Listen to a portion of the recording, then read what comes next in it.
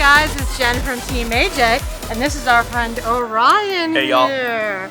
So, we didn't tell everyone who you were the last time. You might kind of recognize him when he took his mask off at the Mermaid Parade, the first annual Mermaid Parade. So That's the king. There it he is the king. So what do they call the king? Yeah, I think they called me the Mer King, which doesn't sound Mer very good, King, right? I like it, I don't know, I but like yeah, it. I think it's fun. Nice to be the first ever Mermaid King Parade king, you know? He was so, the yeah. first annual It was neat. merman. Merman. There it is. Oh, he belonged in a fish tank though. Go watch I was in a that video. diver. I was in my diver outfit. Yeah. So we told you we'd be seeing him very soon. So here he is without his costume on. And we are going on a tour tonight, and we're bringing you guys along. He is amazing. So do you want to tell them what kind of tour we're doing Well, tonight? tonight we're heading out for a very wonderful walk through the French Quarter, talking about the haunted histories of the ghosts and the ghost lore of the French Quarter. So I've been leading ghost tours here for 9 years. I'm a 5th generation Irish ghost storyteller, and it's my privilege tonight to tell the stories of New Orleans through its murderous, macabre, and murky history, as it were. We're talking about phantoms, we're going to talk about ghosts, we're going to talk about vampires, we're going to talk about sorcery. It's going to be a wild night, about an hour and 45 gentle walk, easy walking pace through the quarter, and we'll be ending not too far from here. So we like to make sure our guests know where they are, so they're not just dropped off some random place. Okay. But we're gonna have some fun tonight, getting into the haunted history of the French Quarter. That's awesome. And we've never done a ghost tour. I've lived down here for over 8 years. Oh my gosh. He's lived here his whole life, Well, I tell and he's ya. never done a ghost tour. Well, I hope we have some fun tonight. I'm pretty sure we are. It's something that it's my favorite. I lead so many tours here in the city. Okay, yeah. I lead garden district tours. I lead French Quarter history tours. I lead all kinds of architecture and history and all these cultural tours. I'm blessed to lead a voodoo tour. However, this tour, this is my favorite. This is my favorite way. To me, it's a great chance to talk about what we call the haunted history. Okay. One of the things that makes ghost stories in this town possible is the fact the town has had so much really, really horrible things happen to it. And it's an opportunity to tell history while also telling a good story. We call it edutainment, right? You should not know that you're learning something. You should be having the time of your life while learning something. That's true. There you go. That is true. Yeah. Do we get any hints where we're going Well, I tonight? tell you, we're going to go to all of the hot spots. In fact, we also have exclusive access into a place that no other company does. So New Orleans Ghost Adventure has 2 different places they get to go that nobody else gets to go to. We're going to go to one of those tonight inside of a haunted hotel's courtyard itself. So we'll be heading that way in just a short while. So here's one question that people are going to probably, or actually you guys are asking now. Do people see ghosts on the tour sometimes? I'm so glad you asked that question. We do get asked that all the time. And the answer is, in the 32 years I've been leading ghost investigations and ghost tours across the country, I've never seen a ghost in a crowd of people. It's always when you're by yourself, about 3 in the morning. That's when the real danger and the real magic happens. So in a crowd like this, probably not so much. Will you sense a ghost? Maybe. Will you, feel that ghostly presence? It's possible. Will you be heralded by the stories? Absolutely. Seeing a ghost, now that's a different adventure, and I would recommend going on one of our haunted bus tours for that, which we can also arrange. Yeah. Okay. So we love our city, New Orleans. As you guys probably know, or maybe you do not know, this is one of the haunted cities in the world. One of the most haunted cities, definitely considered the most haunted city in North America. Yeah. So, yeah. So we're excited, and we're excited to have you, and be thank great. you for inviting us out. My pleasure. So all the rules we're going to do are all common sense and courtesy. It's all it comes down to, common sense and courtesy. For example, the sidewalks here are pretty rough. All right, the sidewalks mean you bodily harm. They would like you to die and have you become a ghost on the ghost tour. Do not let them, all right? Nothing to consider. Between Bourbon Street and the Mules, the puddles of water are not typically puddles of water. Probably want to avoid those. A rather crude term we used to discuss them here in New Orleans. I shan't be using it right now, but I just want, unless you want to become like a swamp monster, stay out of the puddles of water, all right? Next is somebody who wants to hear the tour but has not paid for a ticket. It looks like this. Imagine that my bag is a relatively hyperactive and attractive tour guide, and I'm some schmo walking by.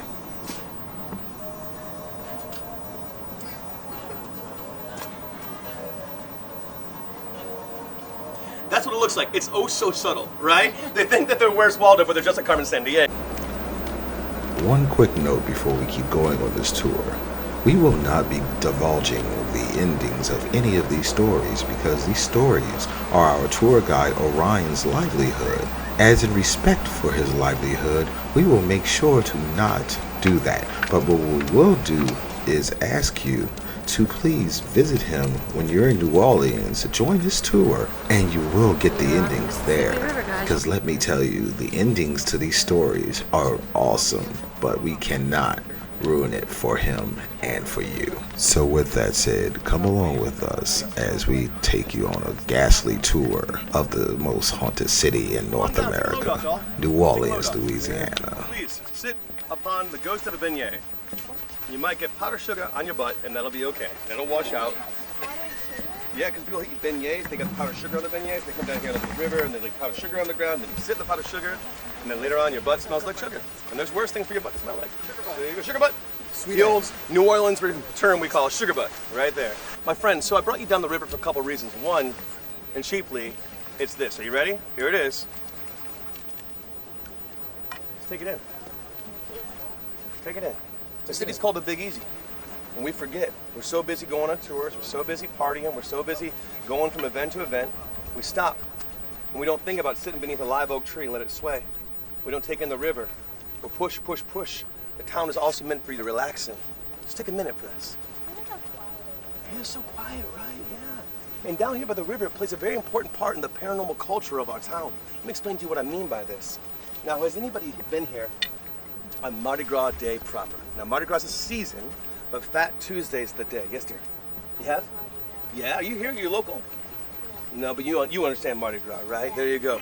My favorite parts of Mardi Gras start with the dead and end with the dead. You wouldn't think it. The backside of town is 4:45 in the morning, all right? And across the backside of town on Tremay, a historic black neighborhood just over yonder, out comes the crew of Skull and Bones. They're dressed out. They look like they're wearing Day of the Dead. It's not the same thing at all, okay? But skeleton clothing, a lot of them are on stilts, and they come on out 4:30 in the morning, and they bang upon your door, and they ring your doorbell, and you look across the little window, and a skeleton's looking in, doing this. And they yell with a mighty voice, they yell, "Get on out! You next!" And you got a skeleton beckoning you to join. The biggest part of the year has begun, and you're late, baby. You're late. And furthermore, the skeleton crew of Skull and Bones is telling you, ain't none of us guarantee tomorrow. This could be it. Come out and live it up with us. The dead beckon you. From there, we head to Zulu. You guys might know Zulu was a protest parade. It became one of the most important parades of all New Orleans and all of Mardi Gras. From Zulu, we head over to Rex. From Rex, we head down here to the river, where the crew of St. Anne's takes a big cloth chandelier and they dip it in the water and they sprinkle the crowd. A little blessing. Half voodoo, half Catholic, which all voodoo in town is half Catholic anyway. They do a little blessing, and we're honored. We take a moment to let the dead know we remember them. And those who are ready to let their grief move on, put cremation remains right here in the water, mementos and notes float 100 miles down the Gulf of Mexico. And those who are not ready to let go of that grief honor the dead who stand there next to them like they do right now with us. They outnumber us 10 to 1. There's density, humidity in the air. We are in the haunted city of New Orleans.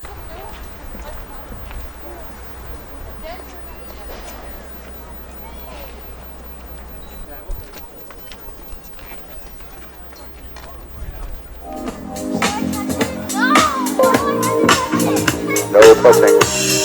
Speaking of ghost stories, hello Muriel's.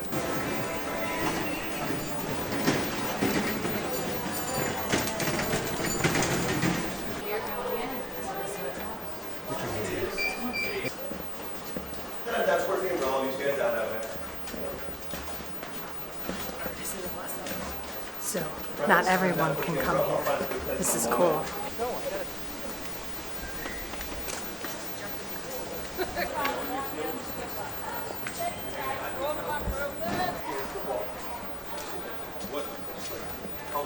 Okay, friends, down the way here, past, as you look in the window,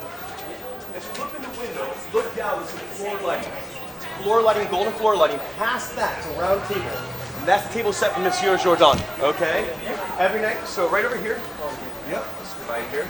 Every night they set it here, and you actually can reserve this table. You can actually sit at that table, but you have to leave a spot open for Monsieur Jourdan. You cannot take all the chairs. One chair has to leave open for him, okay? So there you go. That is the table set for ghosts right there, my friends. It is very much a tour night. This is like the third tour we've seen. It's a perfect night for a ghost tour. Ron and I were just saying this. We actually have a little bit of a breeze tonight because if you've heard in our previous videos, or if you heard on the news, New Orleans was hitting 120 degrees. So this is actually a cool night tonight because it's been brutal every night. Like 93 degrees during the day and 80 some odd at night. That's a blessing right now. It is a blessing. We got a little bit of a breeze. We'll take it. Cheers to that. And Orion here was saying completely breeze. with Oh, that absolutely. one. I've been leading tours like all summer long, 4 tours a day. And sometimes I've been leading tours 110 degrees out. And right now I'm like, this is like heaven, baby. You know, like I'm sweating, but I'm like, I'm loving it, man. This breeze coming through. It's a nice quiet night in the quarter. So, yeah. And just to show you all the breeze, you can look at the flags there. You go. Well, friends, there are only 4 French buildings in the entire French Quarter, only 4, of which this is one of them. This is the Ursuline Convent, 1727 to 1754. There are very few French buildings in the French Quarter. Most are looking at Spanish Caribbean architecture and a lot of American red brick from the 1860s. The Ursulines come along in 1727 and they don't want to be here. In fact, nobody wants to be here. It's a meat grinder of a colony. There are 3 distinctive social economic classes in this time period. There are the enslaved who were brought here in 1719 from Guyana, Congo, and Senegal. There are also the noblemen, the secondary sons of French noble families. The first son will go to the holdings in France, the second son is sent to New France, and the third son is going to end up in the church, okay? Finally, everybody else who's here in the early days of the French colonial time period is from the penal systems of France. Now, it's not quite a penal colony. It's awfully close to it. Okay? All the undesirables of France are shipped off here. So whether that's from a poorhouse, whether that's from an orphanage, whether it's a mental health institution, or from a jail, they're just shoving people, and they're here to New Orleans and say, survive, man, survive. Disease, outbreaks, wars, conflict, all kinds of destructive things going on in New Orleans. There's duels. We have more than 3,000 duels fought in New Orleans, right? It's crazy pants, like a meat grinder of a colony. And they're having a rough time of it. And so the noblemen who are sent here cannot marry the women in town. The women in town are the wrong social economic bracket. They have to marry other nobility. And they write King Louis XV and they mail order some brides. Like, we need some beautiful ladies sitting on down here. Thank you very much. Could they please be gorgeous? Could they please be really religious? Could they please all speak French? Could they please bring money with them? We don't want any more poor people. Thank you very much.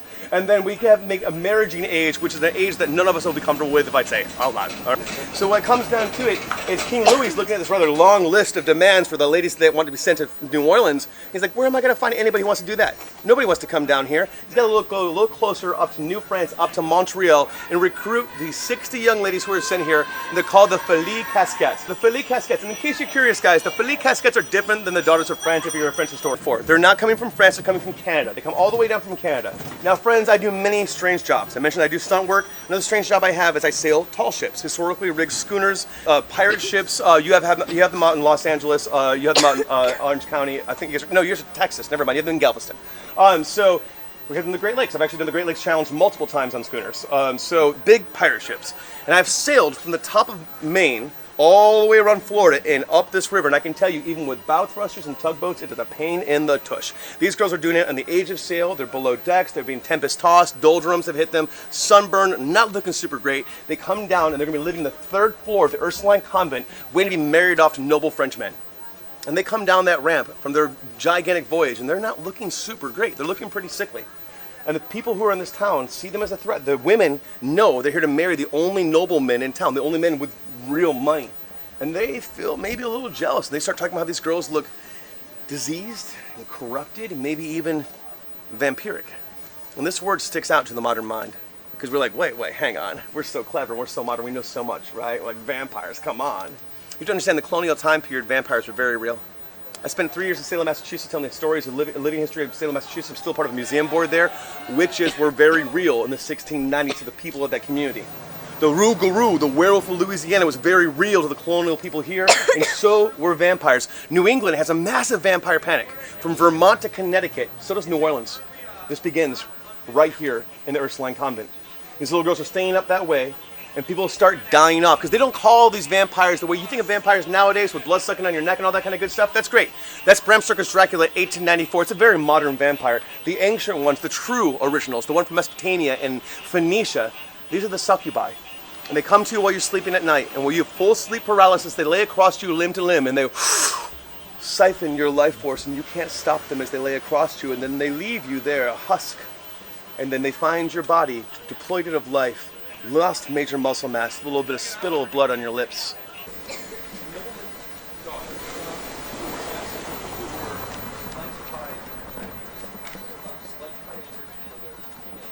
We are what's called danger close to a building I don't enjoy being around. This is the Lalaurie Mansion. We are going to have a chance to get closer to it and a chance to see it from a different perspective. And I'm going to unpack a story for you that is by far the most violent story that I have tonight. If you unpack the history, which I'm going to do for you guys today, it's so scarier and more horrific story. Okay? It's 1830, Dolphine moves in with Louis. Louis is a man of noble means, okay? So he's nobility. Creole culture wants nobility in that family. They want to be having nobility attached to royalty, okay? He does not have a lot of money, but he is a surgeon who specializes in rearranging the spinal column. Take a moment for that. It's the 1830s. Do you want someone rearranging your spinal column in the 1830s? Let's think about that for a second. By its own lonesome, that's a problem for us, right? Now that said, he has a lot of money only because she does, right? She comes in with money. She's got 2 husbands die of mysterious circumstances, so go with the legend, right? And so she's also from a very, very well-moneyed family here in New Orleans. Well, they arrive here, he set up business, set up practice, and this house becomes the party house of the French Quarter. If you are in the in crowd, you're hanging out there, all right? On Thursday nights, they have these things called soirees, and anybody who's in the in crowd is hanging out at that soiree. Now, it's at the soiree that she's accused of breaking a thing called the Code Noir. The Code Noir is a really horrific piece of tricky history in which enslavers gave themselves a pat on the back for ethics they did not have. Let me unpack what I just said. In the Code Noir, you may not beat somebody who's enslaved to death. This means it happened enough that they had to make a rule about it. Do you see what I'm saying? That's how it gets all messed up. It just starts bad and just gets worse. So you can't lay hands upon somebody who's enslaved if you're angry at them, but anybody else in your household can. You see, like, it's just packaged with like a little bow, and they felt so good about it, right? It's atrocious, is what it is. And that's what they accuse her of doing. They accuse her of laying hands upon somebody while she's angry at them. The Americans come along to investigate. The Americans find her to be utterly charming. She's very classy, she's very posh, shows off the house and the mansion. At one point she passes a glass of half-drink wine to an individual who's enslaved. Like, ooh, look at her, she's so posh. They walk out singing her praises. And later on that week, on the roof of that building, which is now 3.5 stories, but at that point was 2.5 stories, Dolphine's up there with a whip in her hand attacking a little tiny girl who was enslaved, who had snagged her hair, and the kid goes off the roof. In front of the crowd of humans down here watching the situation go down the neighborhood. And in recompense, the enslaved folks are brought out of the house. And according to the story, her sister would buy the same people and put them back in the same home again. Historical note, her sister was a real piece of work. That said, she has this gigantic party to make up for killing this kid. And there at the party, the finest food and finest drink are being passed around, bands playing, and then a fire breaks out. And the fire starts roaring through the mansion. And she has her fancy guests take her fancy artwork and her fancy armoires out, and they say, what about the enslaved folks? She says, don't you mind about them? The fire's roaring through the mansion. The firefighters show up. They say, everybody's got to get out. Everybody is out. She says, what about the enslaved folks? She says, don't you mind about them? The fire continues to rage. It starts in the kitchen area, the dependency area. The firefighters back there. They fight it there. They find a woman attached to the stove. She's chained to the stove. She's also enslaved. She says she is the grandma of that little girl. And she set fire to this building. She's burning this place down. It's vengeance time. And I can understand that. The fire is kicking through. And she says to the firefighters that these folks, these enslaved folks, are in what's called the Creole half story. This building no longer has a Creole half story. It's an in-between story, right? That story is now gone. So if you want to go to an 1850s house or a pharmacy museum, you can see a Creole half story, all right? So they battle the blaze. They get up there to the Creole half story. They cut through the door, and they find a scene of true abomination, right? When it comes down to it, though, in this Creole half story, they open the door and they see a scene of true torture. People have been rearranged physically. They have their anatomy taken apart and put back together again. And I'm going to try to be real delicate about this, but I want you to imagine what hell looks like, right? These people, there's half the folks are not alive anymore. Everybody else attached to devices that are clearly a scientific mind put together. It's truly barbaric. It's truly one of the most violent things ever done in North America is happening in that building. And 7 individuals could be brought out of the machines they were in, but were brought down here. And those 7 never made it past 2 weeks. They all passed on. But the crowd sees these poor tortured souls, becomes a mob. They surge towards Dolphine and Dewey. They're going to kill them, hang them in the highest gallery they can find. And their coachman picks them up, runs them to Bayou St. John to Lake Pontchartrain, Lake Pontchartrain out to France. And in the legend, we never see these folks in New Orleans again.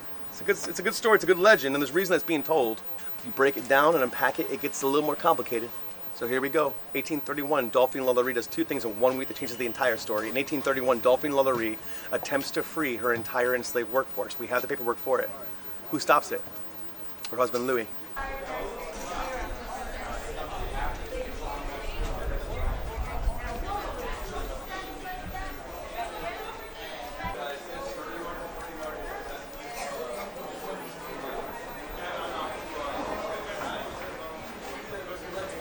verdant porch right here. That's the Gallier House, historical museum home, kept in the proper time period and context. And so you watch historical dramas filmed in New Orleans, that's usually where you'll see an interior shot. If you've seen the newest Interview with the Vampire on AMC, which I strongly endorse, 3 thumbs up, all right, you'll see that's Lestat and Louis and Claudia's house, all right? It's awesome. Okay, friends, I get asked by tourists all the time if their hotel is haunted. It's a pretty classic question. Everyone wants to know that question. Everybody loves that question. I dig that, right?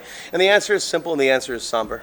But of all the haunted hotels I can possibly point you out to, the Interjection Hotel right here takes the cake. There are 6 specific ghosts in that one tiny hotel, of which the most popular and commonly sought after is a ghost named Armand.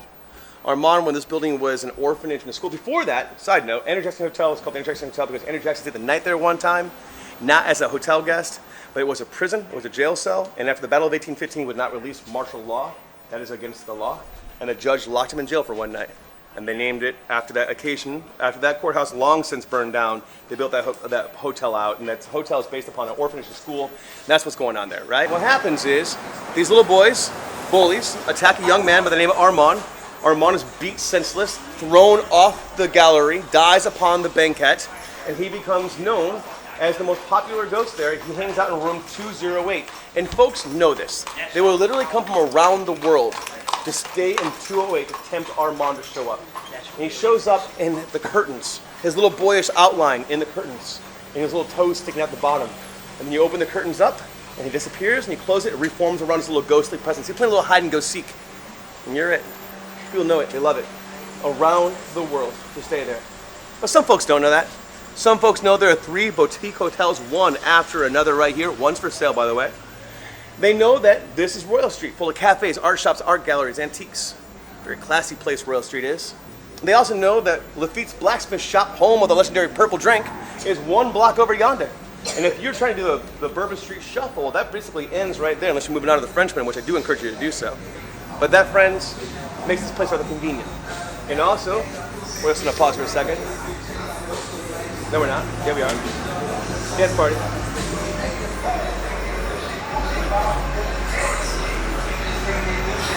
So what happens is between 1950 and 1994, children were not allowed to stay at this hotel. It was a kid-free hotel, like certain resorts in Cancun. Sometimes you want to break from the kids, and sometimes the kids want to break from you. It all works out kind of great, all right? So this couple decides to stay there. It's late 1980s. They decide to stay here in room 208. They got no idea. They just picked a hotel randomly, right? They show up there, and they're coming home from 4 days of being in New Orleans. And the final night, they are well and truly drunk. They have committed to getting drunk. Okay, like they're going for it, man. There are 4 stages of being drunk in New Orleans. Stage number 1 of being drunk in New Orleans, you become the best looking person in the bar. You're like, oh my God, I look amazing right now. Stage 1. Stage 2, you become very wealthy out of nowhere. This credit card's a problem for tomorrow. I'm buying everybody drinks. I'm buying you a drink. I'm buying the bartender a drink. I'm buying everybody a drink. Stage 2, you're wealthy. Stage 2. Stage 3, you become invincible, invulnerable. You climb up on top of the bar and you're dancing on top of the bar and your friend's like, what are you doing, Tanya? Like, I'm in Coyote Ugly now. Woo! Like, get down there. You're an embarrassment to us. Get up here, you coward. Right? That's where they are. Stage 3. Then they move on to stage 4. And stage 4 is when you decide to go to sleep, like right there on the floor. You're like, that's good. It's good right there.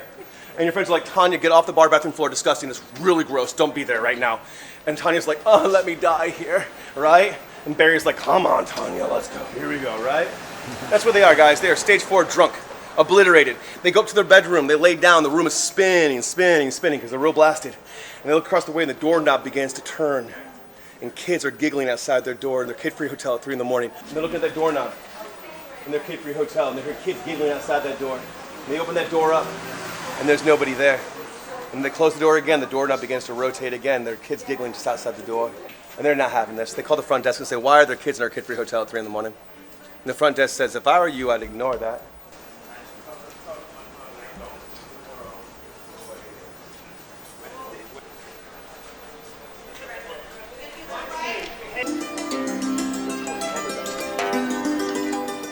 Let's grab Touchdown Jesus.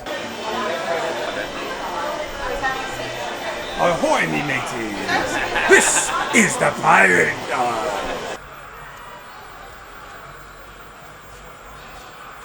So we just finished our first ghost tour in New Orleans with our friend Orion, OMG.